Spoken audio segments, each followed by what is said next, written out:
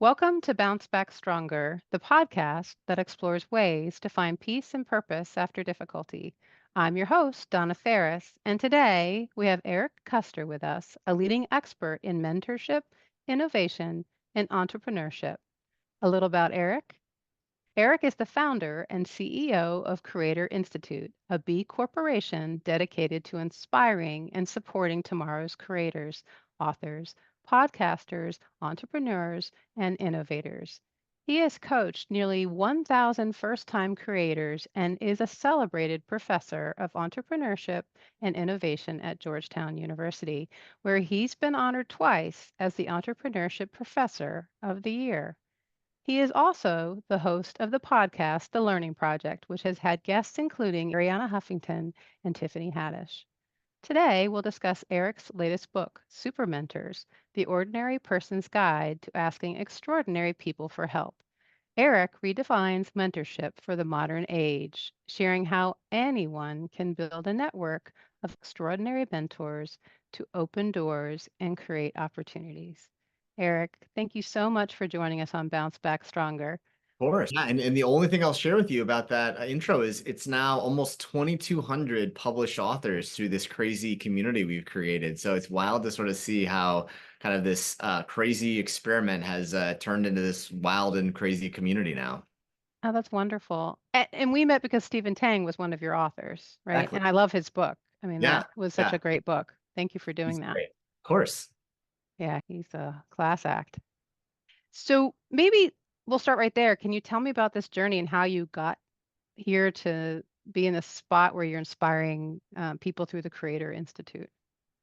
The story of how this came to be was really, really a happy accident in my career. So I spent a lot of my life, as a professor. I've been a serial entrepreneur. I've, done investing in companies. I've had all these really, really crazy, cool things. And one of the things that was interesting that happened to me in my 20s is I wrote and published two books. And these were not books that were like these big bestsellers. They were with trade press.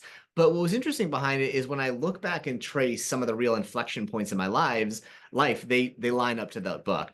And so I really can look at those and say, well, that was the moment where I was able to break out and become, my own entrepreneur, and when I would raise capital, all these things behind it.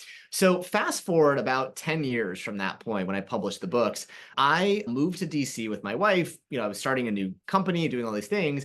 And I met someone at Georgetown and they were like, oh, you're really interesting. Like, would you like to teach here? Which to me, that ask was the most surprising thing of all, because I wasn't smart enough to get into Georgetown. And yet here I am being asked to teach a class at the school that I wouldn't have gone into. And the reason why was because of this idea of books. Like I had this knowledge that they deemed to be valuable and viable and real. And so it was a really cool opportunity and I enjoyed it. And I started teaching first in the MBA program, then the executive MBA program, and eventually started teaching undergraduate students. So these were 18 to 22-year-old kids. And I really, really enjoyed working with them, except the fact that to them, this class that I was teaching them about how to start a company was really more like make believe. They weren't really Mm, serious about starting a company at that point. And so I found myself kind of feeling unfulfilled about the idea of like what I was going to do behind it. And so I basically sort of tried to quit.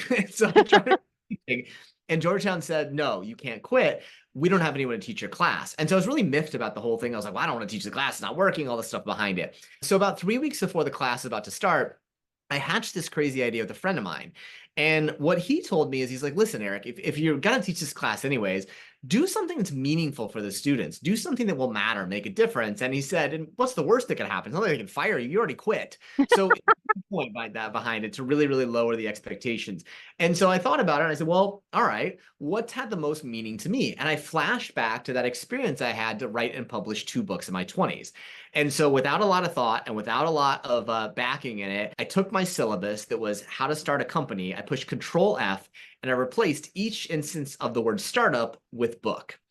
And then I walked into class and that was it. And the crazy thing behind it is that, when I shared this crazy idea with these students, they had no idea this is what they were signing up for. They were signing up for a business school class on entrepreneurship.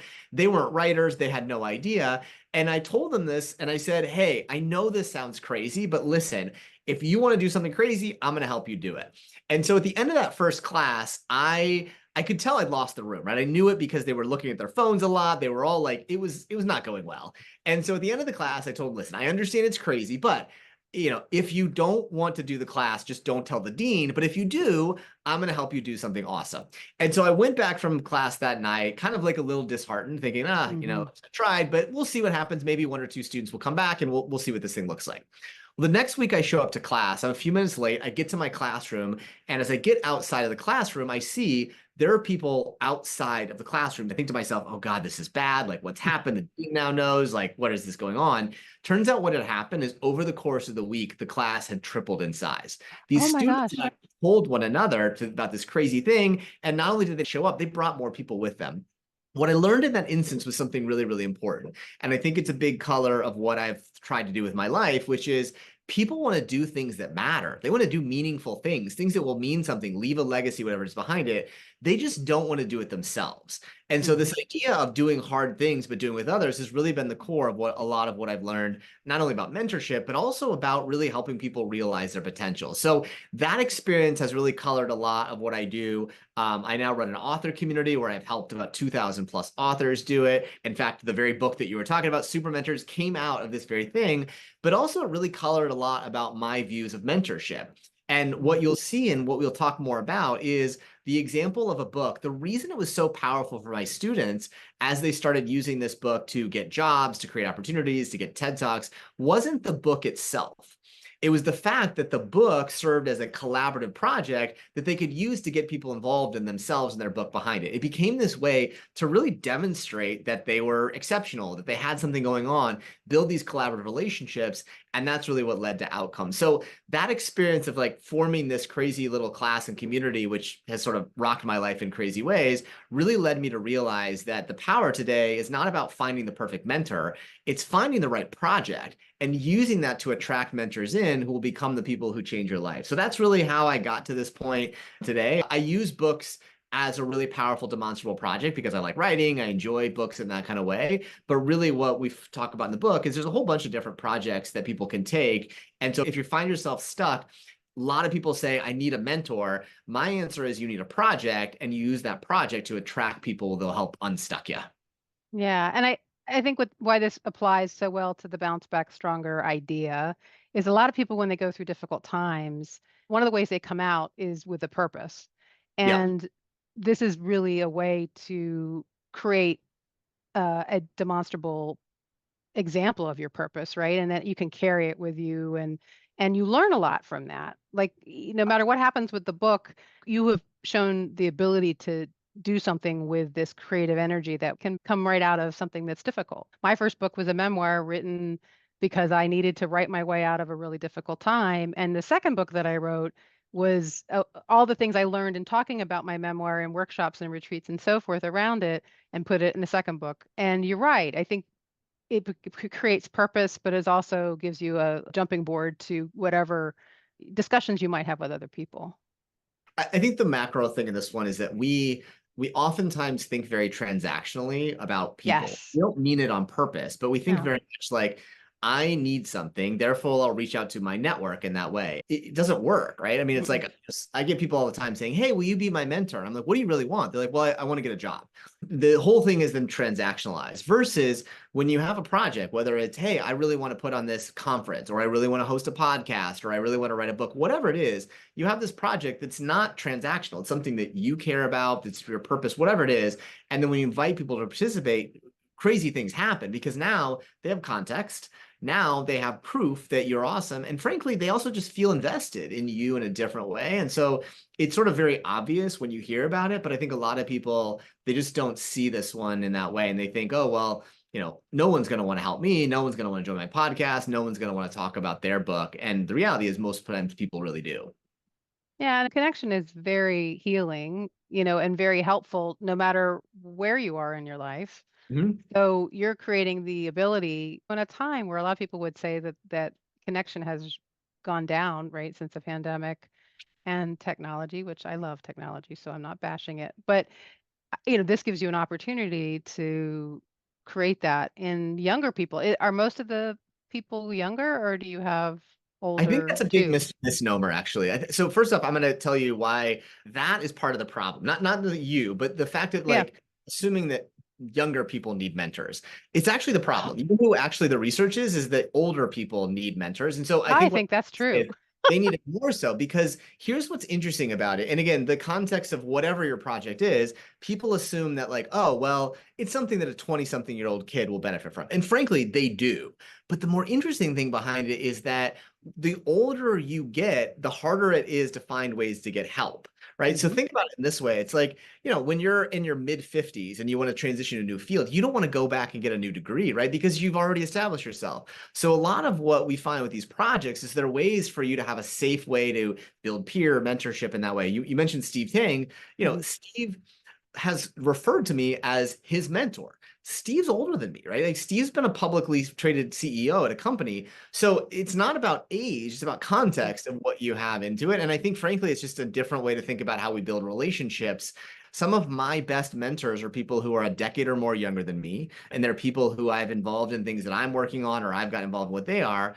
But it's really just the best way to learn today, frankly, is have a project, invite smart people to be part of it, and kind of create a safe way to do something awesome together. Especially when it involves technology, I think, because everybody has different capabilities with it.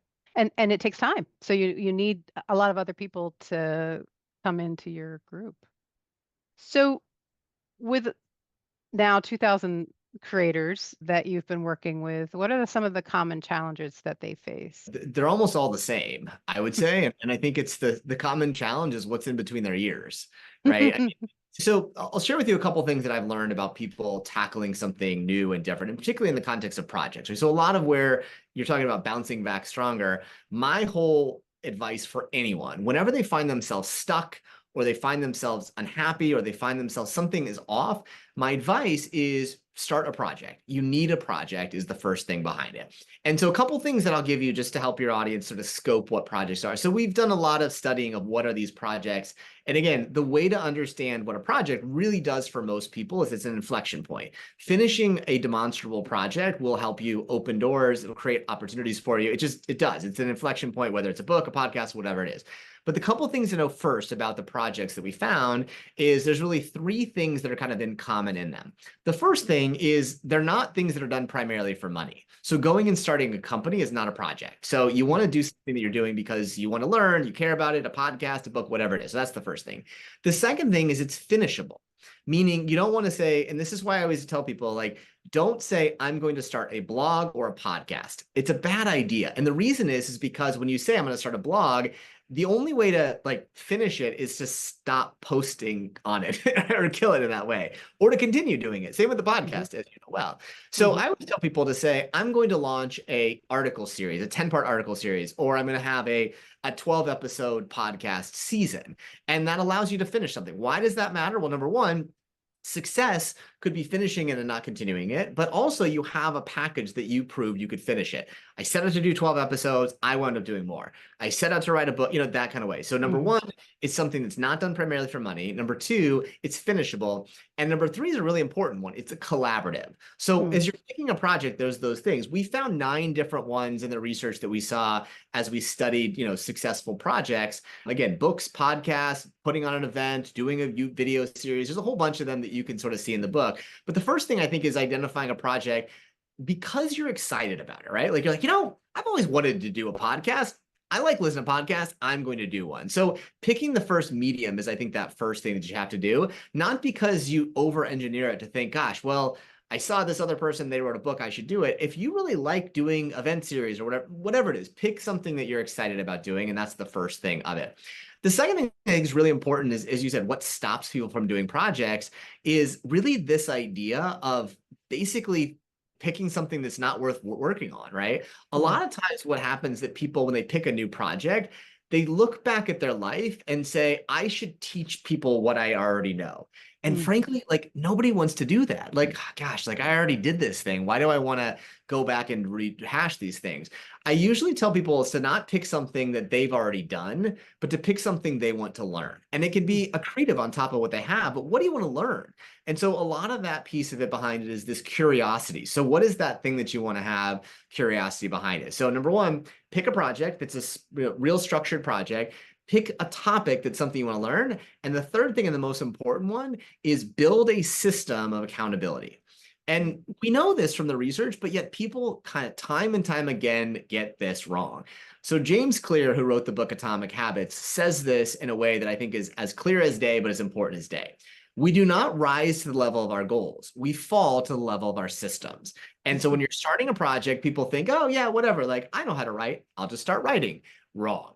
It's a system game that you need. So what we talk a lot about is what's your system? And the most important part of a system behind it is how do you get better at whatever it is you're doing? And how do you have accountability? So what we know about these two things from the research, there's a really interesting study that talked about what does it take to achieve goals. And this study that was done, they wound up looking at all kinds of things, telling people about your goals, having a goal, writing it down, whatever it was. The one thing they found is that people who achieved this goal, 95% of them did this one thing, and that was they had a person that they shared their goal with and met with them weekly. That is the key thing behind it. So if you're really thinking about what should stop you is, number one, pick a finishable project, pick something that you're curious about, not something you already know, and build a system particularly built around accountability. And I think that's what really happens when people do it in those right ways. That's why it works. And that's kind of what we built. And a book is a very hard thing to do, as you know. It's like less than 1% of people that start a book will ever finish it. We have 80 to 90% finish it in a That's year. amazing. And so, and a lot of it is not because of magic, but it's those three things. It's a finishable project, something they're curious about, and there's a system of accountability. That's how you can make any project to help you bounce back. Yeah, I think that's really true. If I look at how I've seen other people finish books and how many people tell me they want to do books, yeah, because I think every day somebody says, "Oh, I want to write a book," and then Yeah. okay, go ahead.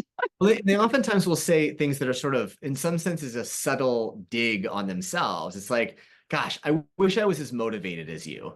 And what they fail to realize is that, there's a lot of days where I'm not motivated, right? I'm not like super stoked to write this thing. I'm not really I'm not interested in doing it. So it's not just about being motivated, right? It's about having a system that works even when you're not. A lot of these things are funny because people assume, well, like, I like to talk, therefore I should do a podcast.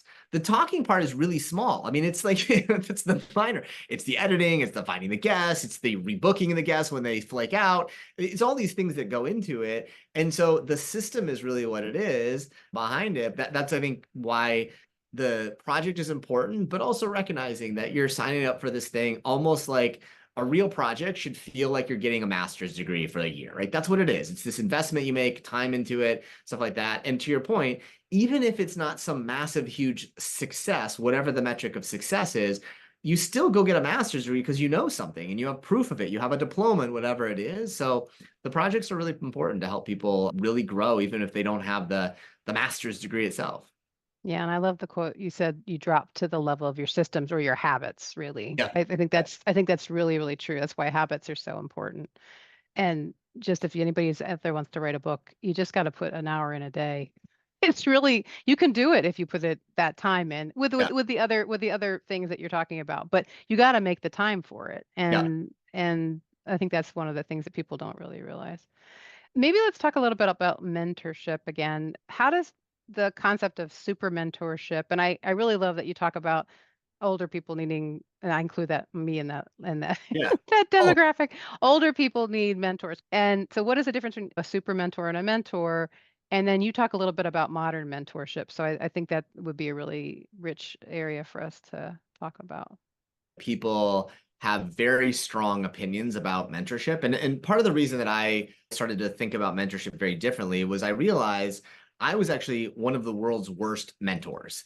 And I realized that, and I talk about it in the book a lot, is I thought just because people come to you seeking advice means you're a good mentor. If they come, they must mean something. It's not actually a really good gauge of mentorship in that way. So a lot of what mentorship is about really is a respite of prior days.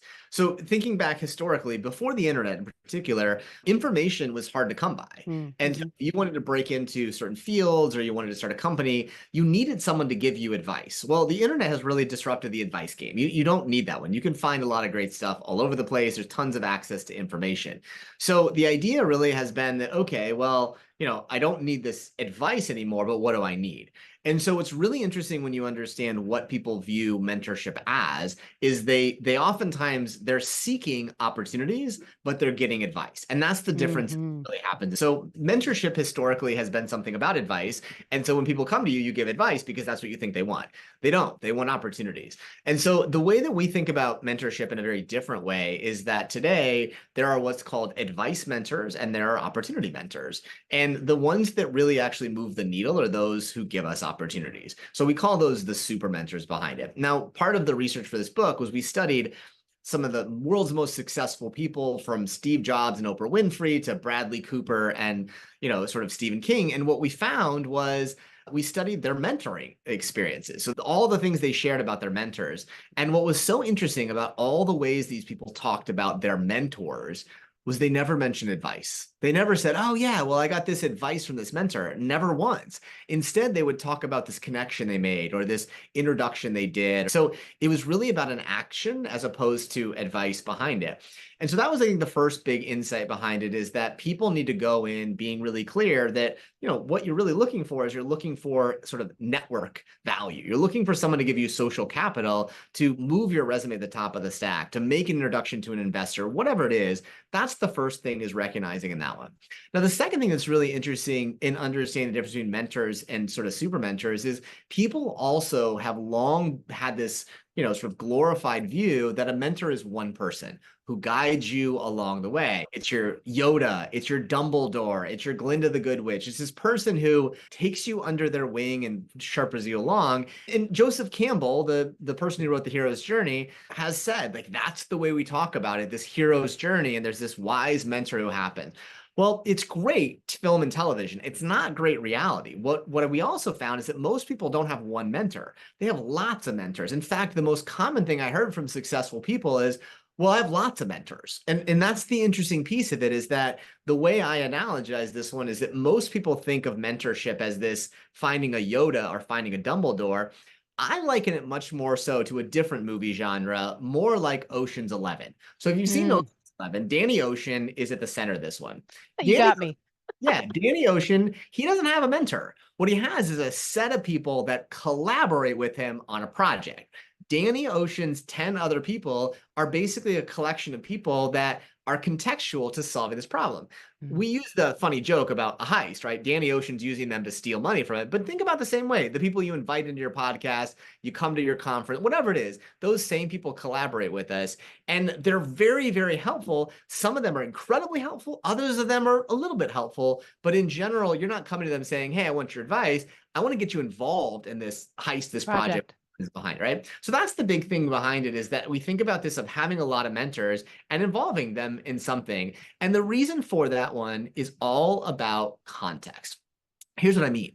People oftentimes think very transactionally about mentors. I have you as my mentor, therefore, when I need your help, I'm going to come ask you for it. It sort of doesn't work that way, right? The opportunities aren't oftentimes as transactional in that way. And I'll give you an example for one of my students. So one of my very first students who wrote a book with me at Georgetown was a guy named Matt.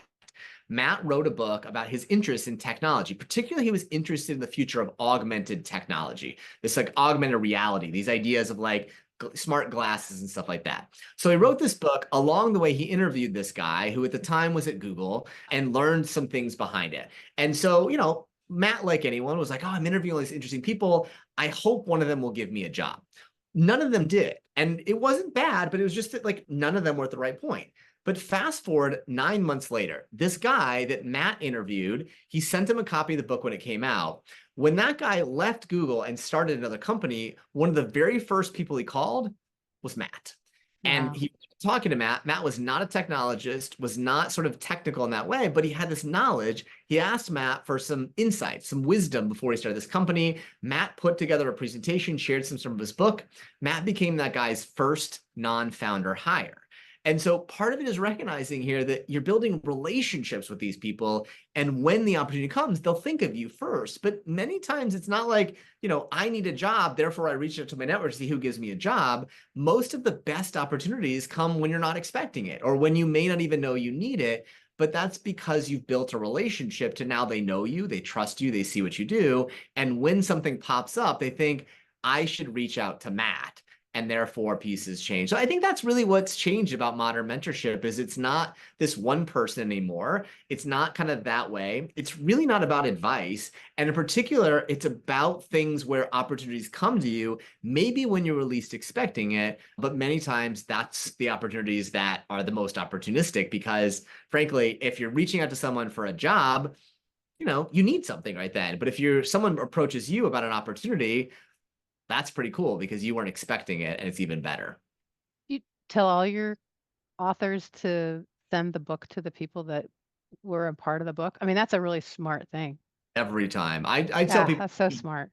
you should give away as many copies of your book as possible. So my last book, Super Mentors, so Which I I wrote love. a novel and Super Mentors, both came out in 2020. Yeah, there you go. Thank you so much. So both books have done incredibly well, sold like 20,000 plus copies. A novel That's project great. for middle grade and Super Mentors, which for those of you who are not familiar with the book world, that's a lot of books. It's a Now, heck there's of a lot no of kind of books. like big marketing thing I've done, but I had over 650 people I invited to become part of the book in advance. I got them involved in it. They were early readers. They were part of my launch event.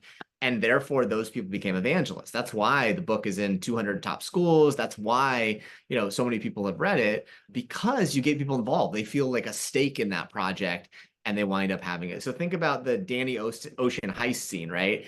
You may reach out to people and they may not be part of your heist, but you may invite them into it. And then afterwards, you tell them how the heist went. You send them the book, whatever it is. So now down the road, they think of you for their next project, for their next job opportunity, whatever it is. So part of what's important about mentorship, it's not just the ask, it's about these loops of feedback you give in terms of what you're doing. So the reason a podcast can be a really, really great project to get super mentors from is you launch the podcast and then you send these people other episodes. Oh, hey, I'm interviewing this person, that person. They see it, they're reminded of you. And so when Mm. something comes across, now they think of you. So it's not just this transactional, will you give me a job? It's, hey, I'm working on this project. Thanks for interviewing for it. Here's these other things behind it. Now I know, okay, you actually are pretty disciplined. You are pretty dedicated. You can do something hard. Yeah, you're really nurturing the relationships. Mhm. I've been a relationship manager most of my life, and you're doing a lot of the basic relationship management tasks, but it's really brilliant. So, what's something that I should have asked or you'd like to share before we close? I think what I would sort of say is the people that I've met that are interesting, that are fun, that are unique, and that are happy, they all have this sort of, I call it their third place. And so I think that what I would say is don't wait until you have a career transition or don't wait until you are unhappy with your job to create this third place. I think we have our home place, we have our workplace. But my philosophy today is that for 90% of us, those are never going to be enough to give us satisfaction Mm. completely. So we put a lot of pressure on our job to be awesome and our home life to be awesome. But the reality of it is that for most people, you need something else. And I'll give you my own personal story.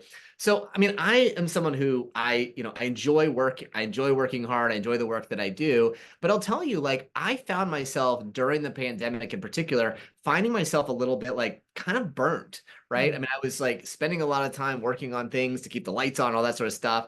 And I was also, family, those things behind it. And I really was like, well, should I switch something? Should I do something else? What is it? And I realized what I was really missing was that third place, that project. So I, as a project, decided during the pandemic to write a novel. And I did it with my daughters. I'd wanted to write a novel since I was in my 20s. I'd never done it. So I started telling this bedtime story with my daughters. And it was a fun experience. We're making up stuff along the way. Over 6 weeks, we're capturing it. They were little at the time, like, 6 and 5, so young. But we started recording these conversations. Well, turned out I loved it. It was fun for me. And fast forward to about 9 months later, we published a book called Aw, that's yeah, and awesome. Pennymores has really become my third place. I love the work I do. I love the stuff I have at home, but I'm a novelist now. And so Pennymores has gone on to, we were a finalist for Book of the Year for kids on Goodreads, all these kind of cool things behind it. So the long and the short of all this one is I think that really, if you find yourself unhappy with work or something's off about your personal life, your friendships in that way, many times the thing you might need is something that you can own, a project, that third place. And part of what I think the world has transitioned is away from that one. We used to join the Elks Lodge, or we used to be part of a fraternity, or whatever it was. Some of those things have gone away, and I don't think it's necessarily because of the pandemic or social media. I just think it's because we don't have have, such deep affinity towards organizations, towards religious institutions in that way. So many of us are missing that third place. And a project can be a really great way to invite people in, to collaborate with them in that sense. So in general, it certainly is something that can help, if you have a career transition, if you're looking to change whatever it is, if you're looking to start a company, I think projects can be great. But I think if just something's missing, you may not need to switch jobs. You may not need to reestablish your family life, but it may be that you need a project.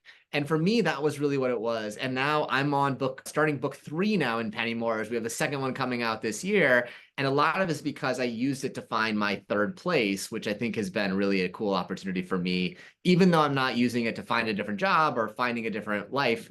It's just because I now have something that's mine that makes me happy. How did you find the time? Because that's the first thing anybody says to me when I suggest something like this. Yeah, I mean, the first thing that I would say about any project is this is why they're awesome, is that in general, most projects you'll spend anywhere from 3 to 6 hours a week on. So projects are ones that you don't find the time for, you make the time. And Mhm. for me, I have Tuesdays and Thursday mornings are my writing time. I carve that time out. It's sacrosanct. I use it. I do it. And I make the time for it. But if you're waiting to find the time, you're never going to. It's a little bit Yeah. like, for me, it's like rather than paying a therapist to go to therapy every week, I write because I like it. I do it. I enjoy it in that kind of way. And I invest my time and money in those things to do it and to do it really well. And so I think it's, again, like anything, you're never going to find time to write a book. You're never going to find time to do a podcast. You're never going to find time to put on an event.